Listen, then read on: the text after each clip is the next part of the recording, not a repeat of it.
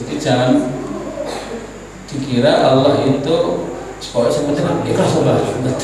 Tapi ketika kita berinfak di jalan Allah, maka usahakan yang baik. Allah sendiri dan yang maha baik kok, maka dia tidak akan menerima kecuali dari yang baik. Sehingga fala yajuzu, maka tidak boleh lil mukmini, bagi orang yang beriman, ayat tasaddaqa, jika dia bersedekah birradi'i, dengan sesuatu yang hina, yang enggak berharga, min malihi, dari hartanya, wa yatrukal jayyid, dan meninggalkan yang baik. Sing apik-apik ditinggal, sing elek di tidak boleh. Karena memang ada satu penjelasan hadis dari Nabi kita, beliau menyampaikan, innallaha ta'ala tayyibun, sesungguhnya Allah Ta'ala itu baik, la yaqbalu illa tayyiba, dan dia tidak menerima kecuali dari yang Allah sing moho indah muapik dhewe sing lawak dhewe wong sing perfect ya apa-apa sing ana dhewe sing elek ora gelem kok. Kadang orang gawe dhewe iki ditoko diaku itu kok dhewe. Jadi biasa kalau lambi aku dhewe pakai bekasnya film gitu. Itu dhewe ya bisa aku dhewe sing apik. Kayak Allah mau apik kok ana wong infak lillahi ta'ala ini dengan sesuatu yang buruk gawe itu sing apik-apik sing bisa Allah sing. Dan dulu kan zaman Qabil Habil itu kan diantara perintahnya kan untuk berkorban dengan hasil yang baik. Sisi sini hasil pertanyaan yang jelek, sisi sini terbaik. Maka yang diterima nopo isi baik. Kan dulu bukti sudah diterima kan langsung diangkat lagi, diturunkan api terus dimakan api itu kan. Itu sih tandanya diterima. Akhirnya posisi ditompo sih orang kan. Kemudian dikatakan innama yataqabbalullahu minal muttaqin. Allah itu hanya menerima dari amalan orang-orang yang bertakwa. Orang yang bertakwa itu ketika beramal dengan sesuatu yang terbaik. Maka hari ini kita muncul istilah nopo infak karena Allah itu maha baik. Kalau itu infaknya karena Allah, maka usahakan pilihlah yang terbaik. Di antaranya tentang kenapa kita diperintahkan untuk berinfak kepada sesuatu yang terbaik.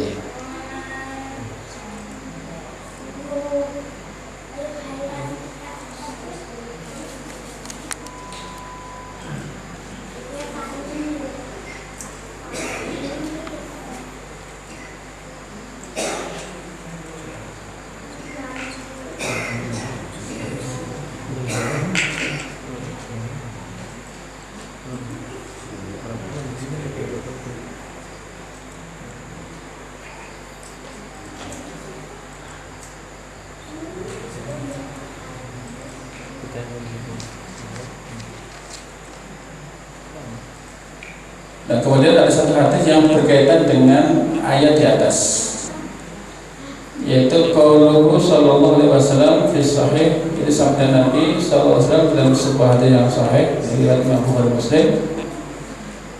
Beliau bersabda, umirtu an uqatilan nas hatta yashhadu an la ilaha illallah wa anna muhammadar rasulullah wa yuqimus shalah wa yutuz zakah.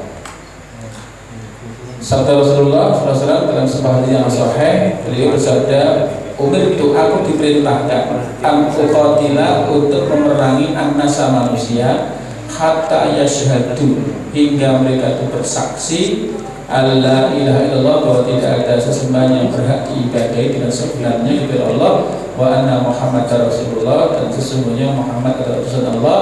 Kemudian wa yuqimus shalah, mereka menegakkan salat, wa yu'tuz zakat, dan membayar zakat, dan seterusnya. Jadi maknanya begini, kadang orang itu tidak paham kebaikan, padahal agama itu menghendaki kebaikan. Kadang dikandani ranompo, padahal itu kebaikan untuk, maka dikandani agama ranompo butuh. Misalnya penjelasan putra nih butuh dawuhi le kowe aja dolan mengimungi, karena dia tahu akan keburukannya. dikandani api-api terus mboten nampa padahal jenengan menginginkan kebaikan dia, kira gimana? Kandani api-api orang gugu terus kudu dikatakan digetak ini, digetak lalu butuh diajar betul nih bocah ini. Mereka nggak tahu potensi keburukan yang kita pahami. Ngerti, ini opo-opo orang itu, mama nggak gaul deh, anak muda masa nggak boleh pergi. Itu kita sebetulnya tahu tentang potensi keburukan jika itu dibiarkan begitu. Maka agama sebetulnya ingin menyampaikan kebaikan itu kepada siapa saja. Cuma ada kalanya orang itu nggak mudeng. Dijak api orang mudeng apa? Kira-kira gimana Pak caranya? Musuhi.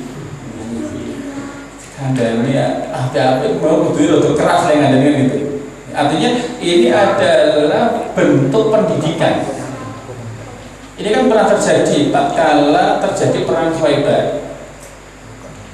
Dalam suatu hadis riwayat Imam Bukhari nomor 2786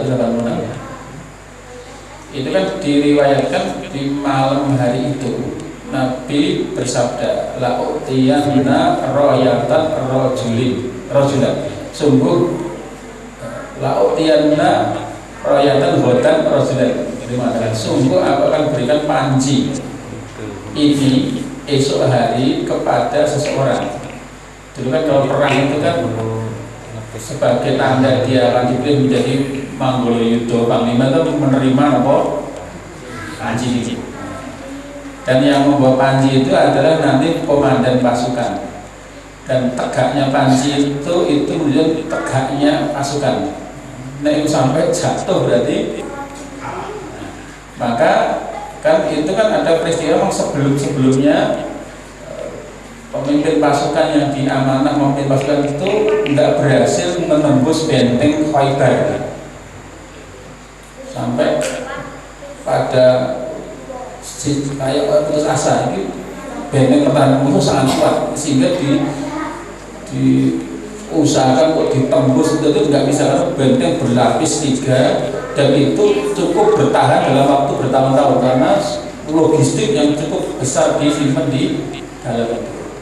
Sampai kemudian di malam itu Nabi mengumumkan, maka esok hari saya akan berikan panji ini kepada seseorang yang di tangannya akan menjadi penentu kemenangan. Terus bayangin, oh berarti begini wis ora ono anggone wis bekti wong sing kita karena ada kalimat di tangan dia nanti akan terletak kunci kemenangan pasukan ini.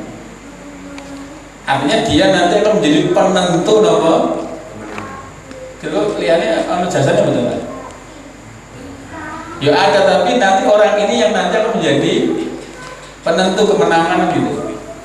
Yang dia adalah cirinya adalah dia adalah orang yang mencintai Allah dan Rasul dan Allah serta Rasul juga mencintai orang itu. Nabi itu malah ngasih pengumuman itu. Akhirnya orang-orang kan kemudian berharap wah gonggo karena ini suatu kemuliaan karena dia nanti akan menjadi sebab dimenangkan pasukan. Ya misalnya kayak enten misalnya pertandingan sepak bola itu kan. Pertandingan sudah berjalan 2 kali 45 menit tapi kedudukan masih sama 1-1.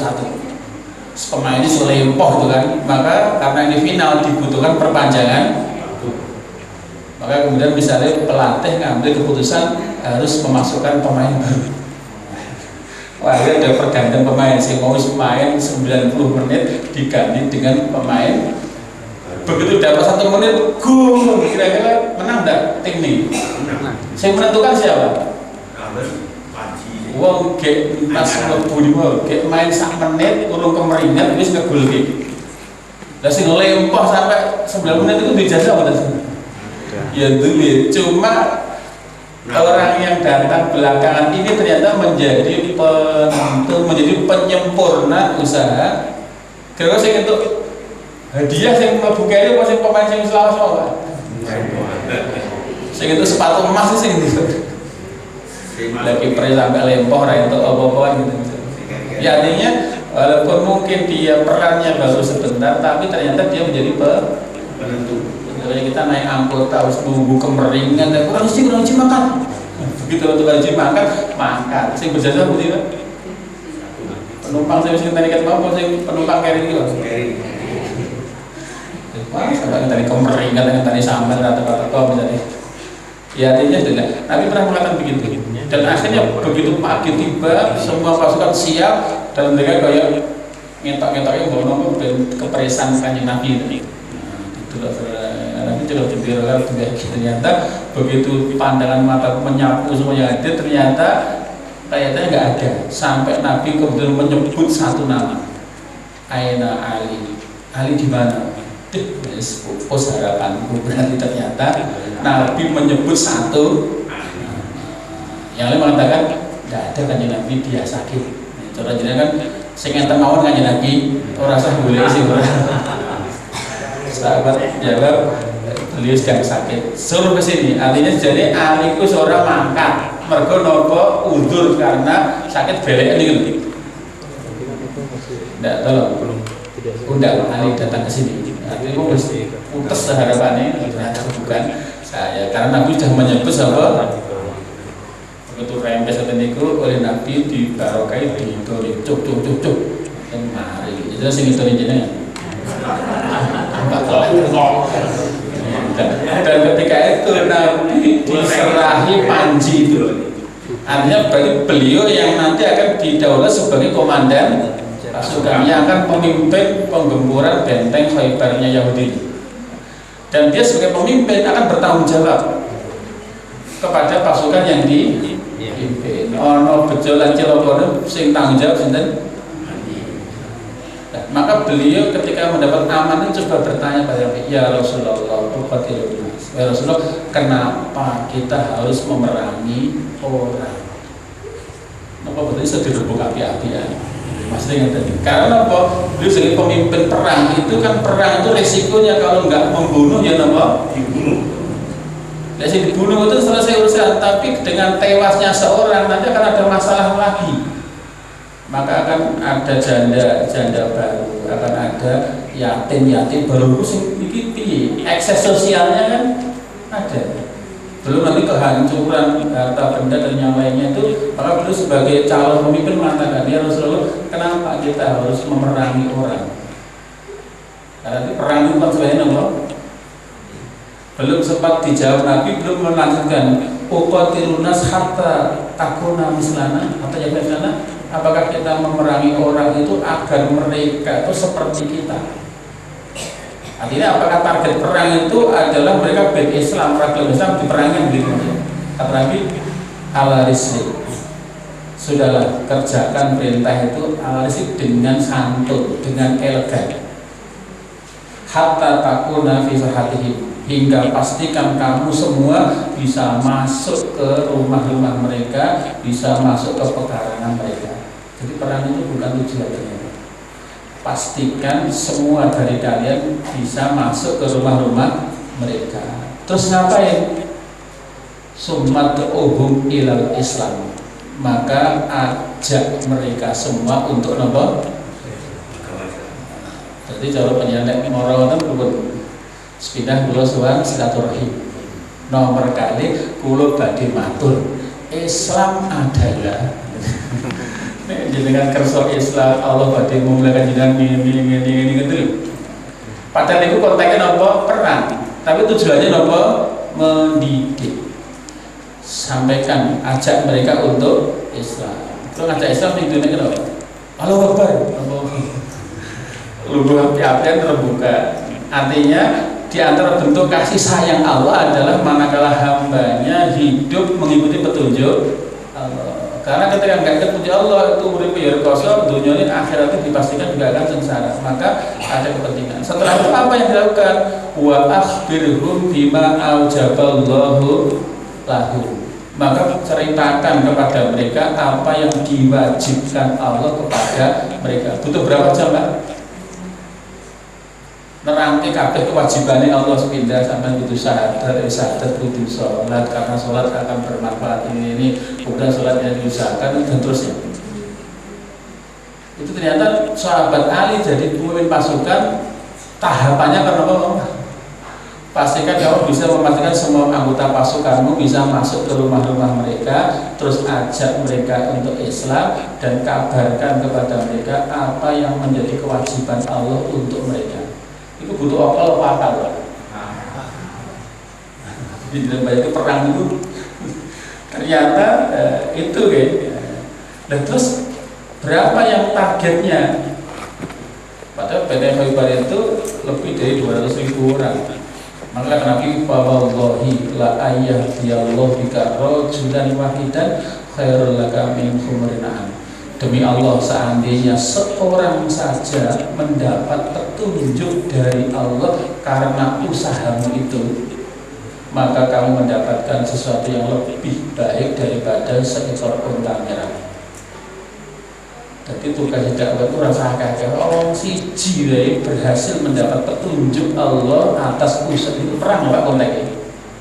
Tapi targetnya apa? Supaya orang itu mendapat petunjuk Allah Subhanahu melalui usaha kita. Nabi bersumpah demi Allah, seandainya seorang saja mendapat petunjuk Allah sebab usahamu, maka bagimu mendapat sesuatu yang lebih baik daripada unta merah. Di riwayat yang lain tidak begitu. Khairul laka minad dunya wa ma fiha, maka kamu mendapat sesuatu yang lebih baik nilainya dibanding dunia sak isinya. Siap laksanakan. Jadi tujuannya apa? Maksudnya itu bukan seperti orang Islam pateni boten, artinya ada tahapannya. Sehingga dikatakan ringkese umir tu aku qatilan nas kata Yesus, saya diperintahkan untuk memerangi manusia sampai dia maksud api itu dipaksa gitu loh. Kan bisa jadi karena orang nggak ngerti sesuatu yang baik, maka harus ya kan pecah diri itu kan. Lain bocor mobil sirup enak lebih teteran misalnya waktu mikir kan begitu. Artinya dilarang itu karena kita tahu itu ada mandorot. Cuma kadang-kadang karena nggak kejangkau akal mereka yang butuh disentak, bahkan butuh di sebelah itu. Karena apa? Ini demi menyelamatkan sesuatu yang mereka tidak paham tentang keburukannya, atau demi agar mereka itu mendapatkan kebaikan. Diomongnya halus raisa berarti butuh. Kan ada tahapan-tahapan itu semuanya targetnya dalam rangka apa? Untuk mendapat kebaikan dan menghindar dari keburukan. Sini sampai nanti diantara kewajiban yang harus dikabarkan bahwa dia wajib bersyahadat mengakui Allah saja yang patut diibadahi, kemudian bentuknya ya sholat, puasa dan zakat. Kayak Mu'adz bin Jabal kan disuruh dakwah ke Yaman itu kan dia sendirian Pak. Padahal di Yaman itu adalah negeri ahli kitab. Jangan bayangkan, wah ini bahaya seorang yang dakwah di tempat orang kafir. Mungkin orang bejo-bejonya mati gitu. Tapi Nabi negain, hanya Mu'adz bin Jabal saja kalau dia punya kemampuan untuk diplomatis, punya kemampuan menyampaikan. Orang tukang sakiran hanya satu orang saja, dan dia datang ke negara ahli kitab dengan tujuan menyampaikan, dan ternyata berhasil. Tidak butuh gawa Nah, kecuali kalau diajak apik menentang, memusuhi, bahkan ingin siap. Jadi perang itu pilihan yang terakhir. Dan bayangkan ketika perang Khaybar itu ada dialog itu, dialog aja omong-omongan. Akhirnya ketika Tuhanmu dan Tuhanku adalah sama, Tuhannya Musa dan Tuhannya Muhammad juga sama, kalau itu diterangkan tentang sisi persamaannya. Bedanya itu syariat dan seterusnya itu. Cuma ketika mereka sudah menolak sejak awal, ya sudah akhirnya harus dengan perang. Padahal maksudnya adalah mengajak orang kepada kebaikan. Dijak omong apik orang nanti kudu disentak, kalau sekarang belum kok malah ya sudah, nanti perang itu adalah langkah yang padahal tujuannya enggak seperti itu. Nah, di sini di dalam hadis diantaranya poin yang digaris bawah itu adalah diantara kewajiban yang harus diperjuangkan itu adalah sampainya kebaikan dipahami oleh orang lain sehingga dia lakukan kebaikan itu dan dampaknya menyelamatkan orang itu dari keburukan dunia maupun di akhirat. Kemudian di lanjut hadis yang lain secara terperinci wa qaulu sallallahu alaihi wasallam, beliau bersabda, laisa fi ma duna khamsi awakin shadaqah. Tidak ada zakat dari tanaman yang jumlahnya kurang dari 5 wasak tadi. Dan sabda Nabi laisa fi matuna khamsi tudin minal ibil sedekah. Tidak ada kewajiban zakat dari unta yang jumlahnya kurang dari 5. Berarti kan ringan.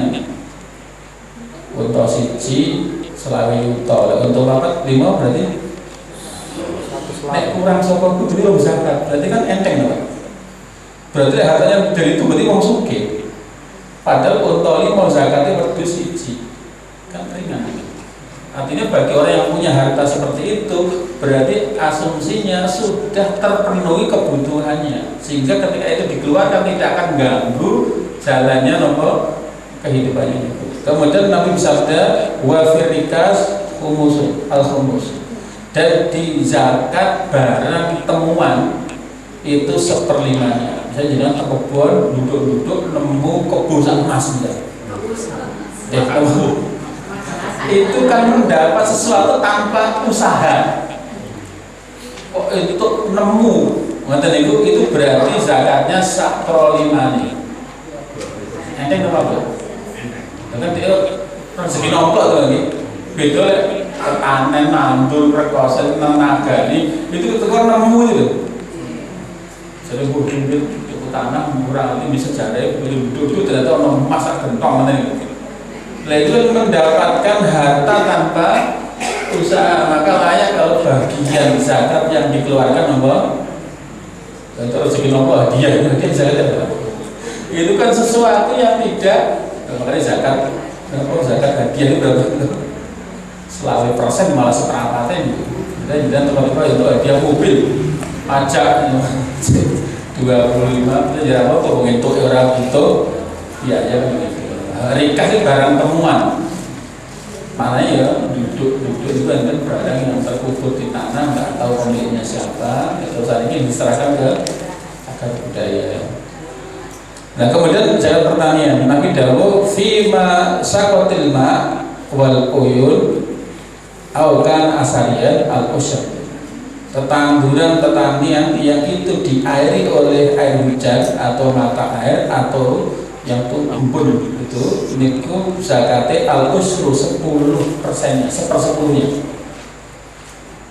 Ada hujan, maka zakatnya 1/10 untuk satu dari saketan. Setelah dikurangi biaya-biaya yang lain. Wa amma suqya bin nadhi, adapun yang diairi dengan tenaga dan biaya, butuh ditimbun, butuh dibuat air dan teknis, maka zakatnya nisful usr. Separuhnya 1/10 berarti nomor 1/20, 5%-nya. Untuk 1 ton berarti setengah kintal tok. Kan ringan itu. Kemudian, nah ini ada penjelasan dari Nabi diperintah itu memang karena ada petunjuk syariat, bukan semata-mata. Yang perintah kan Gusti Allah. Dan Allah itu punya kuasa dan Allah Maha tahu tentang kebaikan yang diberlakukan untuk hamba-hambanya. Walaupun kadang-kadang hambanya tidak paham hikmah dari perintah Allah, maka sampai pun untuk menyampaikan kebenaran di sisi tahapan terakhir harus dengan cara berperan. Ini dalam rangka untuk seakan memaksa agar orang itu gelem dadi apik. Dan tujuan agama itu untuk kebaikan. Ad-dinu nasihat. Agama itu adalah nasihat, mengharapkan kebaikan. Nasihat itu ngarep apik bagus, itu mengharapkan suatu kebaikan. Jadi Nabi diperintahkan mananya ya karena ada perintah dari Allah. Jadi Allah memerintahkan mengajak manusia agar bersyahadat, kemudian menjalankan kewajiban yang lainnya. Maka jika mereka enggan, maka itu diperangi dalam arti misalkan dipaksa. Kemudian ada perintah wa yuqimus shalah. Di antara perintah yang wajib ditunaikan oleh hamba-hambanya Allah adalah dengan menegakkan sholat. Maksudnya sholat yang fardu dengan ditunaikan memenuhi syarat dan rukunnya. Kemudian wa yutuz zakat, dan mereka diwajibkan untuk menunaikan zakat, yaitu memberikan sebagian dari yang diberikan Allah padanya dari jenis harta-harta tertentu dan dengan jumlah yang tertentu, dikeluarkan pada waktu yang tertentu dan diberikan kepada orang-orang yang tertentu. Jika zakat itu ketat aturannya, tidak semua orang yang punya uang dipotong zakat, tidak ada ketentuan yang tertentu. Kemudian sabda Nabi menjelaskan batasan, misalnya tentang kalimat khamsi aukin, yaitu 5 awaqit itu maksudnya adalah jamak dari uqiyah. Itu kalau emas atau perak ukurannya seperti itu di depan tadi. Kemudian ada penyebutan sabda Nabi, laisa fi maduna khamsi tudin dan ibi sudaqah. Tidak ada kewajiban zakat dari unta yang jumlahnya kurang dari 5. Jadi dud itu adalah satuan hitungan Arab sana yang jumlahnya kisaran antara 3 sampai 10. Jadi bahasanya sebabnya kurang dari 5 itu sudah tidak ada kewajiban zakat. Kemudian sabda Nabi kita, wa fil rikas al khumus, dan di dalam barang hasil temuan, barang temuan itu zakatnya 1/5-nya. Rikas itu artinya ditemukan dalam tanah yang tidak ada usaha dia mendapatkannya, maka wajib diambil 1/5-nya untuk dijadikan zakat, diberikan kepada yang berhak, mulai fakir, miskin, amil, gharim, musafir, sabilillah, pembebasan budak dan yang seterusnya, itu satu, dan itu ada 8 asal itu. Kemudian sabda Nabi kita mengatakan aukan asarian, atau dia mendapatkan panen dari air tanah, itu pun juga tidak karena usaha manusia, maka itu pun zakatnya 1/10. Wa maksudnya binathi, dan adapun tanaman yang diairi oleh pengairan teknis yang itu bisa menggunakan tenaga atau ada biaya, maka itu zakatnya nisful usr, separuh dari 1/10, berarti 1/20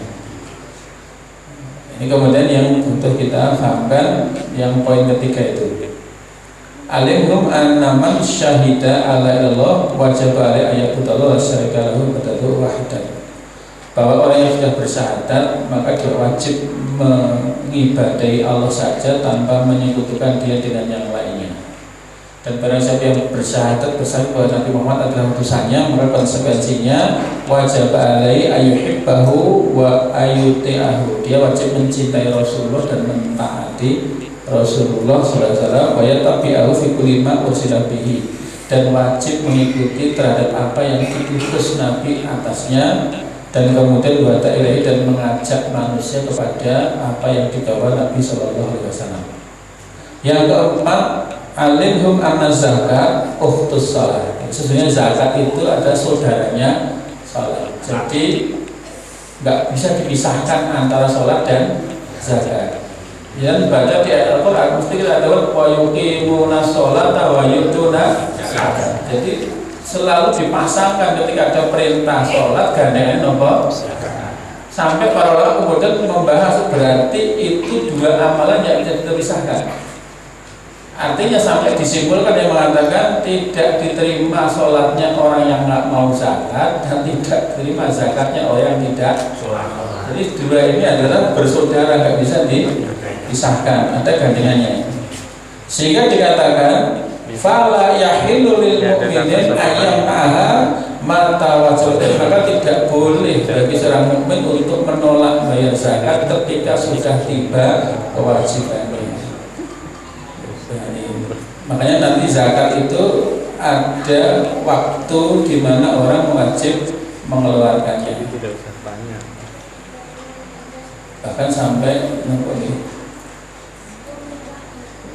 yang menolak zakat itu maksudnya bahaya.